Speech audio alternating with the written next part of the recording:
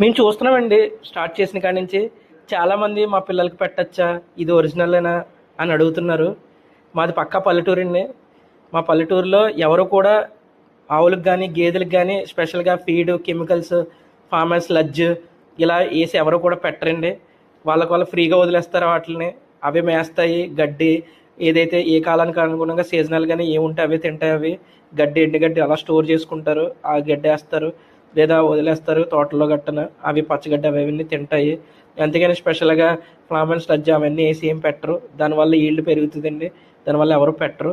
So మా పల్లెటూరులో అన్నీ కూడా ఆల్మోస్ట్ కొన్నిసార్లు కొన్ని విషయాల్లో డిసడ్వాంటేజెస్ ఉండొచ్చు కానివ్వండి, ఫుడ్ విషయంలో అయితే మట్టుకి స్టిల్ ఇప్పటికీ కూడా మిల్క్ ప్రొడక్ట్స్ అవన్నీ కూడా ఒరిజినల్లో దొరుకుతాయండి.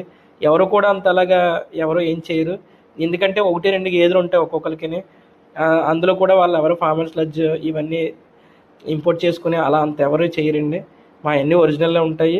సో ఇవన్నీ కూడా మీ పిల్లలకి మీరు పెట్టాలని అనుకుంటే ఒకసారి మా సాయి వారాహిలో అన్నీ కూడా న్యాచురల్గా ఏం దొరుకుతాయి అవన్నీ కూడా మేము ఎప్పుడు కూడా ప్రాఫిట్స్ గురించి చూసుకోకుండా అందరు పిల్లలకి కూడా మనం ఏమైతే పడ్డామో మన పిల్లలకి ఎలా పెట్టాలని అనుకుంటున్నామో, సో అందరూ అలా ఆలోచిస్తున్నారు కాబట్టి సో నెక్స్ట్ జనరేషన్ మనకి చేసే హెల్ప్ ఏదన్నా ఉంటే అదే మనం పెట్టాలి, మనం ఇవ్వాలి అని అనుకుంటున్నామండి.